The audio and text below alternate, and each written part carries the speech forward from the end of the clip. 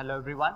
Welcome to yet another sessions for the daily news analysis by SRIRAM'S IAS, where we take up the important articles featuring in the Hindu newspaper and extract vital information from them from the UPSC examinations perspective.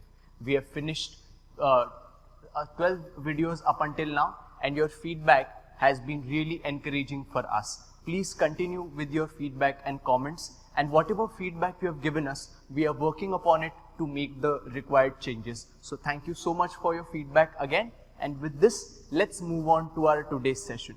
The articles which we have for today's discussion are on the screen, and we have taken the important articles. Let's take up the first article for the day.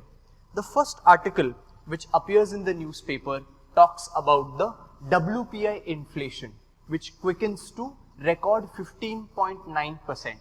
Now we had a yesterday's news talking about retail inflation, which was down to 7.09%. There was a decrease in retail inflation. Now what is the meaning of these two types of inflation? What is retail inflation? What is WPI or wholesale price inflation? We'll look at this. We'll try to understand the difference between the two and the concept of inflation through this, right? So this topic becomes extremely important for us from the point of view of GS3, where we see questions on inflation repeatedly being asked in the mains and especially in prelims. So with this, let's try to understand first what is inflation. When we talk about inflation, what do we really mean by inflation? If we put our books aside and if we just walk into the market or outside, whenever we feel the burden of increased price of goods, or what we call mehengai in Hindi, and what we experience, the increased price of the goods which were very dear to us, and now when we go to buy them, we see that the prices of those goods are higher and those products are costly to us. This is nothing but the impact of inflation, where inflation is defined as the general price rise in goods.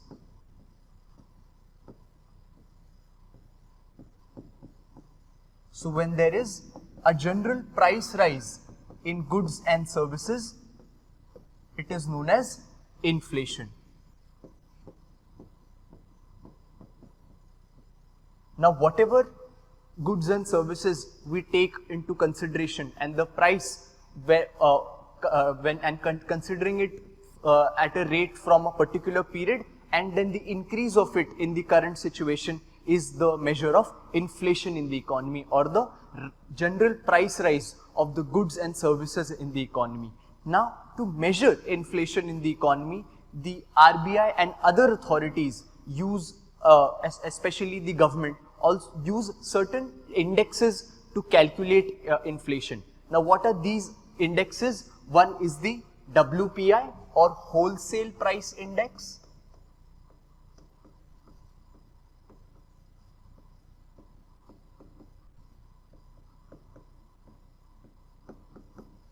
And other is the CPI or consumer price index.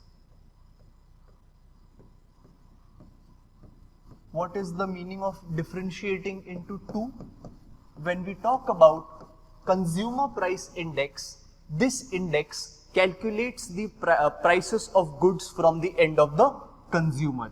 So let's say if we go to buy a good or any kind of a product, the price which the consumer is having to pay is considered when the inflation is calculated under the consumer price index. That is the meaning of CPI or consumer price index. And then what would be wholesale price index? This would be the prices of the goods or raw materials which the wholesalers have to pay. So when the wholesale market is considered and the inflation is calculated on that basis, that is considered in the wholesale price index or WPI. So a lot of differences come in these two fronts, where we calculate the prices from the consumer point of view as well as from the wholesaler's point of view. There are differences as well as there are connections if at all there is an increase in the wholesale price index, there would be an impact seen on the consumer side as well, because any manufacturer or producer in the end would reimburse that amount from the consumer only. So they have differences as well as certain connections. So let's look at the differences between the two. What are the differences between WPI and CPI?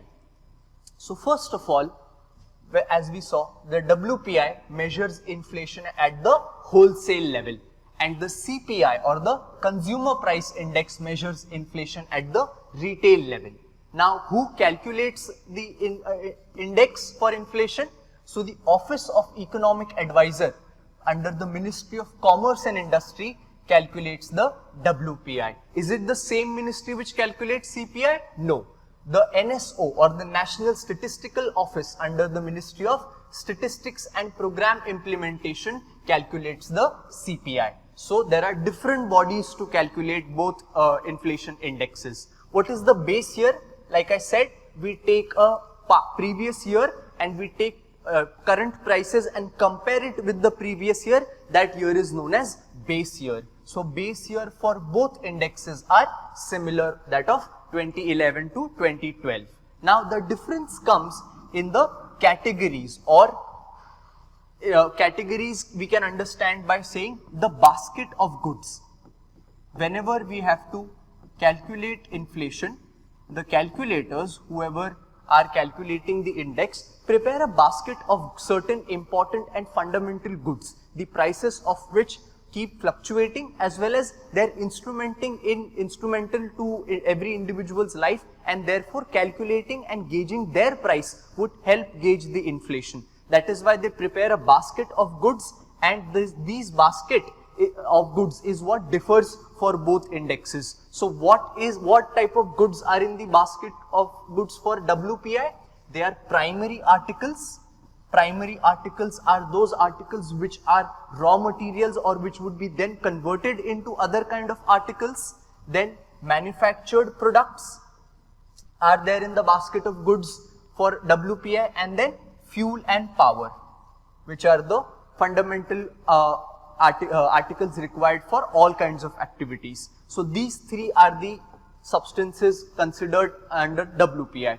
Now under CPI or the consumer price index, since the consumer price index is centered around the consumer, all the goods and services fundamental to his or her functioning, day-to-day functioning are considered. So therefore it has food and beverages, pan, tobacco and intoxicants, clothing and footwear, housing, fuel and light, and certain miscellaneous calculations such as the education expenses, healthcare expenses and the transportation expenses. So these are the basket of goods for goods and services under the CPI. That becomes a major point of difference for WPI and CPI. And the highest weightage which is given under WPI, it is given to the manufactured products, and under CPI it is given to the food and beverages.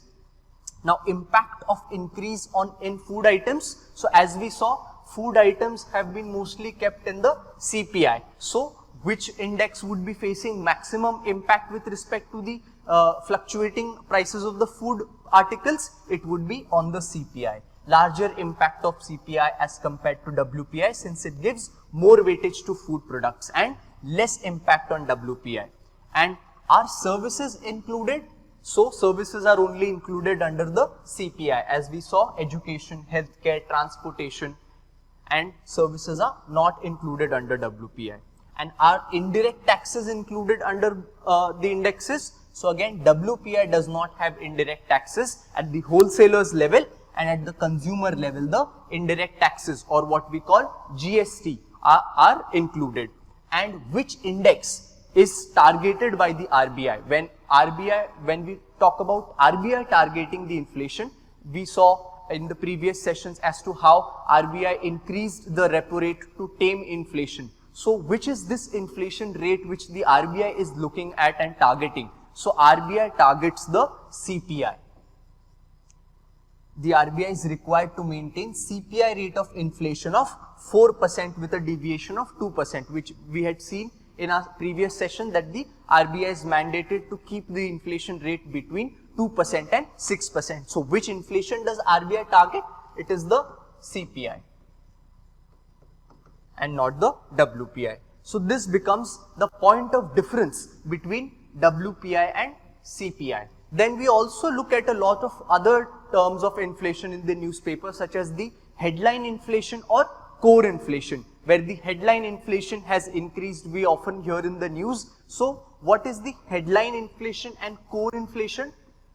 This is calculated under both CPI and WPI, wherein the headline inflation basically means where the covering all the categories of goods and services which have all the categories involved in the calculation, whereas the core inflation, as the word suggests, core, will have only certain core services involved, which excludes the volatile categories such as food and fuel. Now food and fuel are two such commodities, the prices of which keep fluctuating. The food prices keep fluctuating due to the availability of food and according to the crop harvest that was done. Fuel prices are increasingly linked to international prices. So these volatile categories are excluded from the core inflation. That is why headline inflation, as the name suggests, if these fluctuate, it makes a headline. That is why when food and fuel are included, it is known as headline inflation, and when they are excluded, it is known as the core inflation.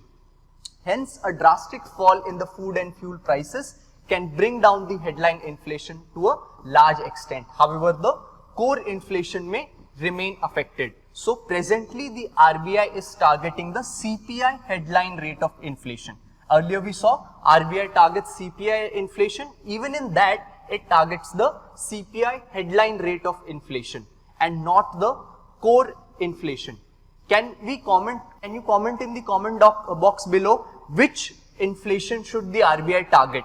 The headline rate of inflation or the core inflation? Among these two, which rate of inflation should the RBI be targeting ideally? Comment in the comment box and tell your views, right? So with this, we finish our discussion with respect to the difference between two inflation rates. With this, let's move on to our next article. The next article, which features in the newspaper, talks about the employment has decreased, says latest labor force survey. Now, this is an important article which features in the newspaper, which becomes important for us from the point of view of GS3, where we study the economy portion. Now, in this, we study the annual report, which is the PLFS or the Periodic Labor Force Survey.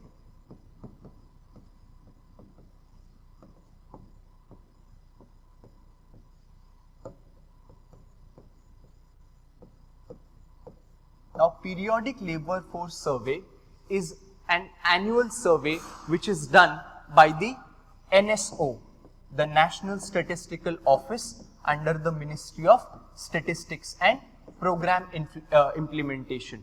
So this is the body which conducts the Periodic Labor Force Survey in order to gauge the vital parameters of the economy in terms of the labor force participation, as to how many people are working in the economy, how many are unemployed, what is the unemployment rate, what is the labor force participation, how many women are participating. All these vitals are measured using the PLFS survey, and the recent data from this year's PLFS survey has been released by the Ministry of Statistics and Program Implementation. So we'll take a look at the vitals of the information that is being provided, and also understand the various concepts that are involved in this survey.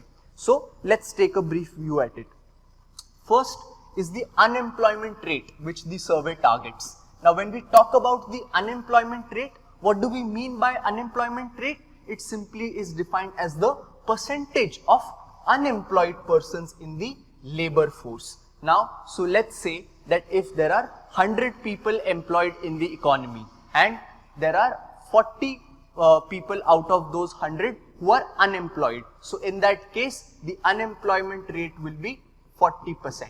So similarly, the unemployment rate which the PLFS survey has pointed out, has decreased from 4.8% last year to 4.2% this year. So the unemployment rate has decreased to 4.2%. That's a data which sort of picturizes the unemployment rate in a favorable manner, wherein it has accounted for a decrease in the unemployment rate. Alright, now what do we mean by labor force? When we talk about labor force, the labor force is the number of persons either employed or unemployed on an average in a week preceding the date of the survey. So these people who are unemployed or unemployed in the economy are known as the labor force in the economy. And what is the labor force participation rate which the survey has targeted? First of all, let's understand what labor force participation rate means. It is the percentage of persons in the labor force that is working or seeking work. So out of the total people of the labor force, those persons who are either working or seeking work are the participating in the from the labor force. So that is the rate of labor force participation. And what is that rate? It is 41.6% during the last year. It was 40.1% in the previous year. So in the labor force participation rate as well, we can see that there is a increase. What can this mean? This can mean that more people are participating in the economy, in the labor force, and either are working or seeking work. So this is also a favorable point which is pointed out by the PLFS survey. Then another point which is being pointed out by the survey is of the migration rate. Now, who is a migrant? A migrant, as the survey defines, is anyone who for the time working is not residing at his native place, and such people are accounting for around 28.9%, which means that of the total working population, 28.9% people are migrant workers, or that is the migration rate in terms of the employment. And that rate is quite high for women, where for women it is 48% in rural areas and 47.8% for urban areas. Now, what can be the reason for migration rate being high in case of women? We know that the marital relations account for the women to leave their maternal home and reside in a new home. That also becomes a big reason why the migration rate is high in case of women. And the article also talks about the method used, which can be an important point for us to look at. The method used by NSO while calculating the survey is the rotational panel sampling. Now, what do they mean by rotational panel sampling? It means that certain around 12,000 households were taken for this survey, and rotational sampling means that these 12,000 households are visited not once but multiple times. To be exact, 4 times the households are visited to see the changes, to record their answers and responses for multiple times. So that is the method used with respect to the calculation of the survey. This was the snapshot of PLFS survey and the concepts and points which were important for us to see, which we can either look for in the prelims examination as well as we can use in the mains answers. With this, let's move on to our next article. The next article which features in the newspaper talks about the center clearing the Agnipath scheme.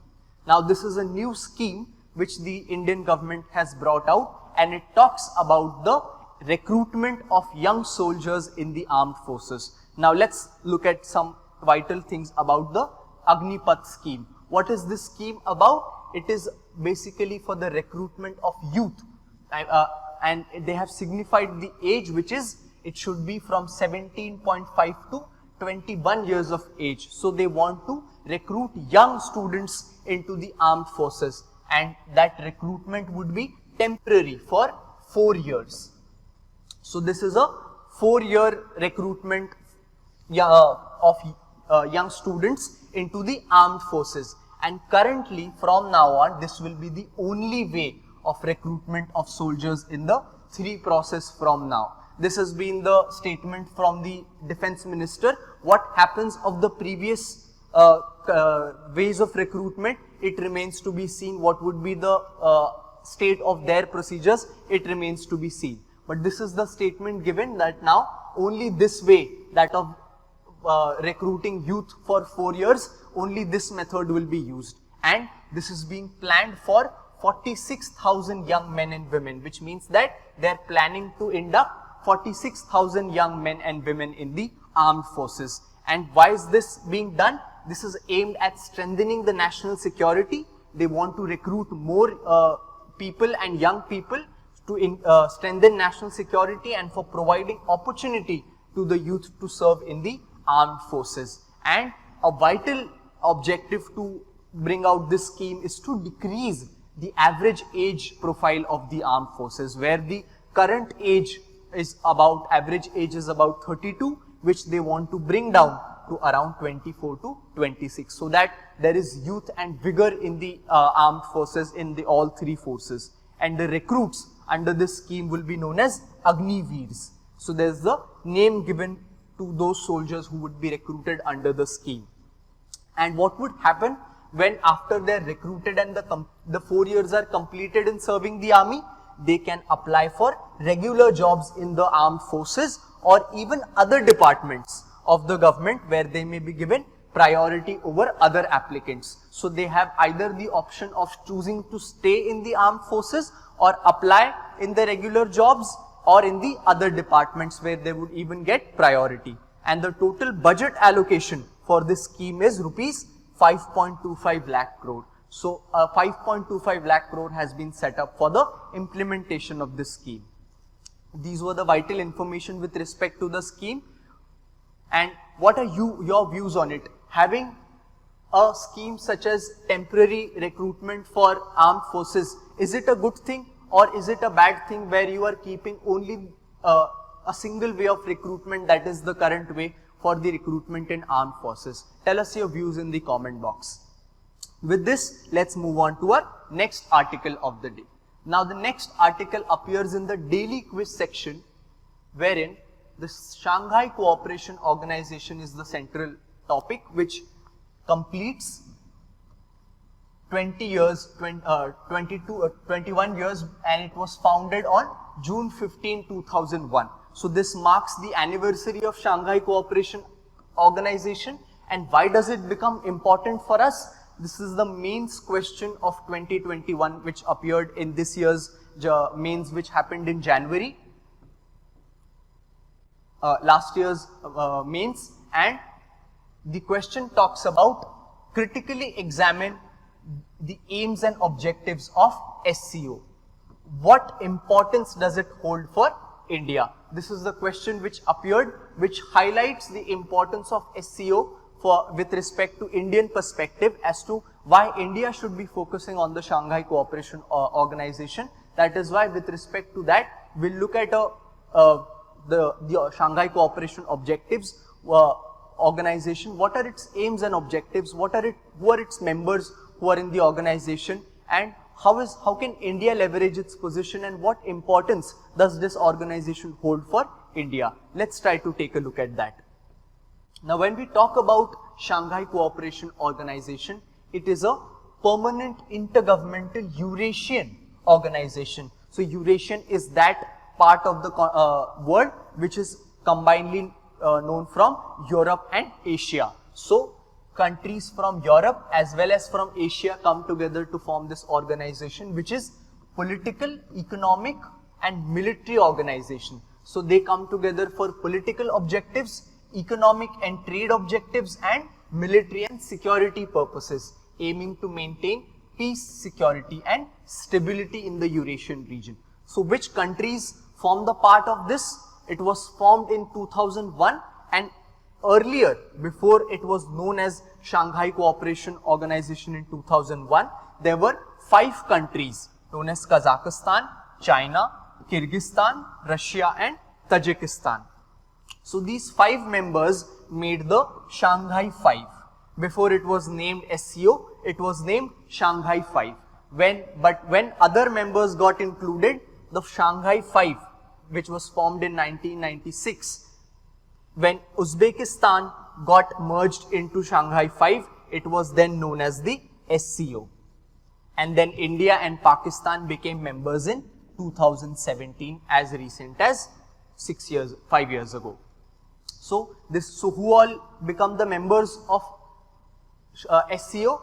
The initial 5: Kazakhstan, Kyrgyzstan, China, Russia, Tajikistan, and then Uzbekistan, which joined in later, and then recent members that of India and Pakistan.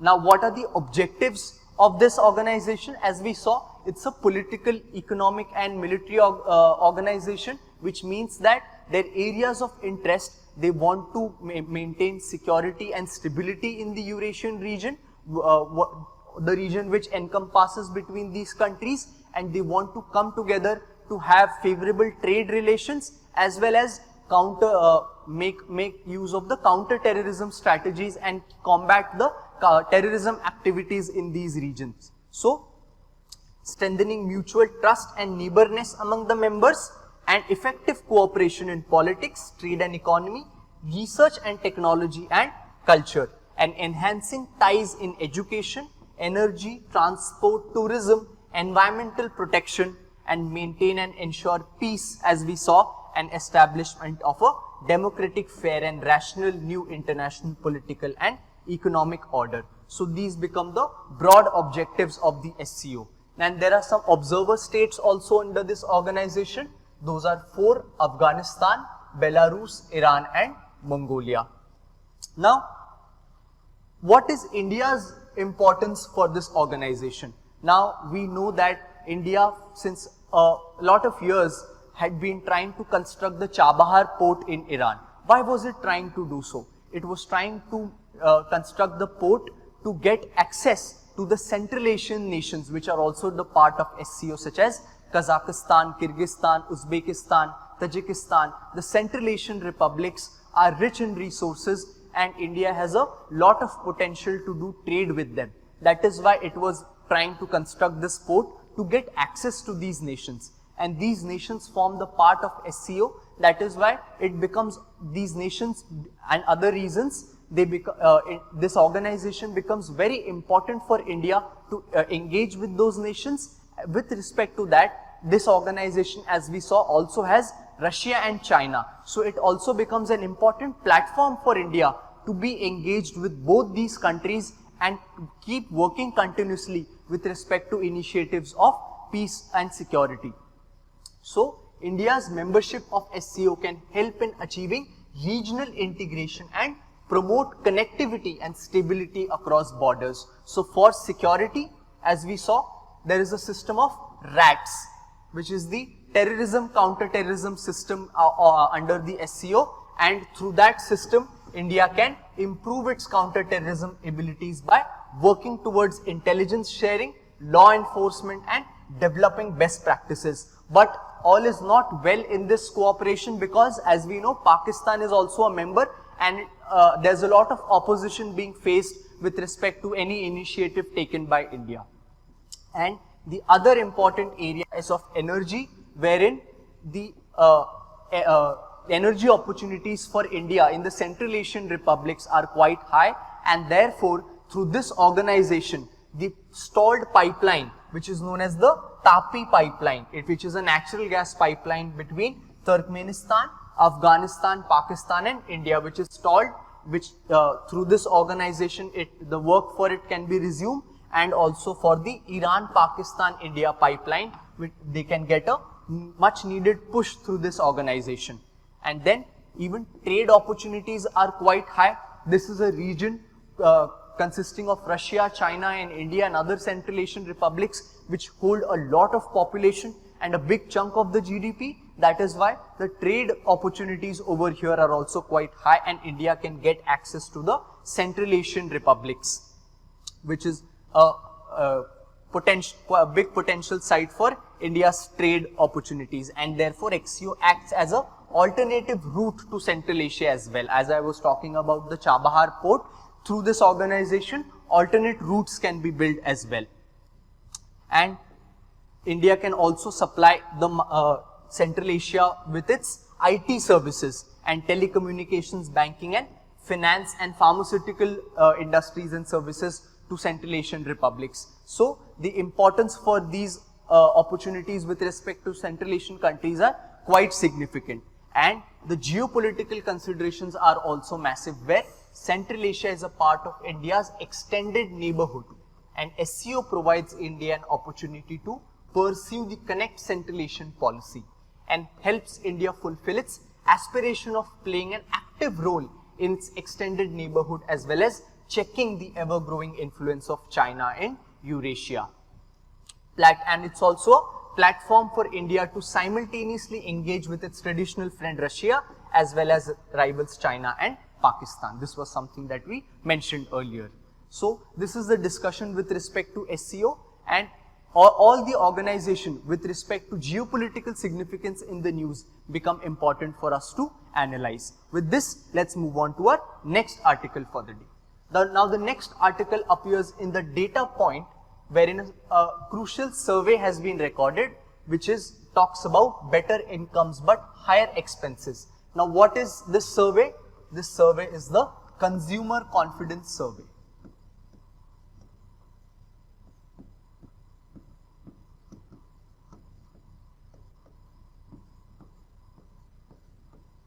This survey is of importance because this survey is released by the RBI, and therefore this becomes important for us to study from the GS3 point of view for prelims especially, and the information can be used in our answers. Now what is this survey? What are the findings of this survey? We'll take a look at it.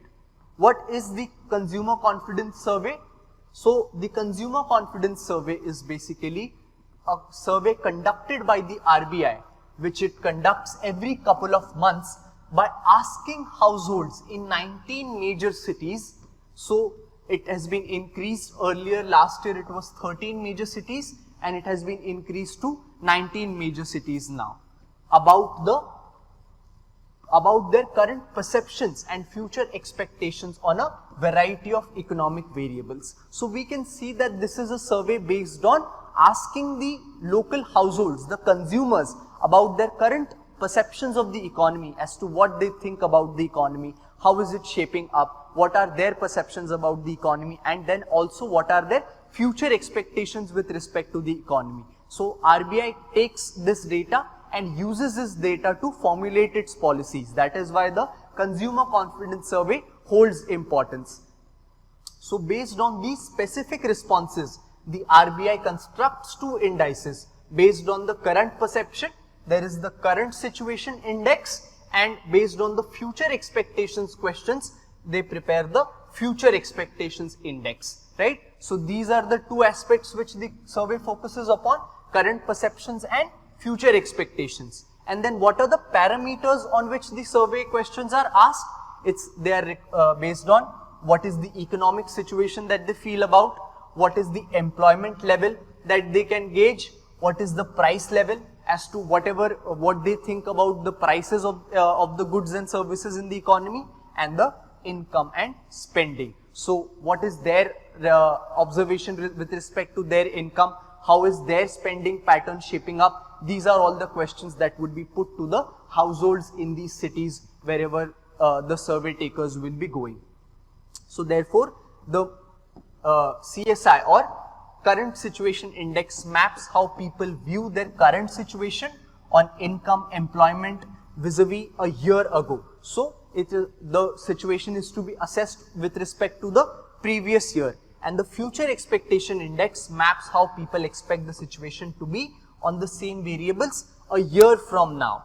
This is the concept of the two Current Situation Index and the Future Expectation Index. So by looking at this, one can learn a lot about how Indians have seen themselves faring over the years, and this information is what RBI makes use of. Now what has been the finding of the survey, this year's Consumer Confidence Survey? So last year the Consumer Confidence Survey showed a very dismal picture in the economy, where the incomes had been dropped for Indians who took the survey, and also their expectations with respect to the economy was very dismal due to the COVID-19 pandemic raging. But this year, the findings have been positive, wherein they've shown greater confidence about employment and opportunities, which means that people who took the survey have been able to found better employment opportunities as compared to a year ago.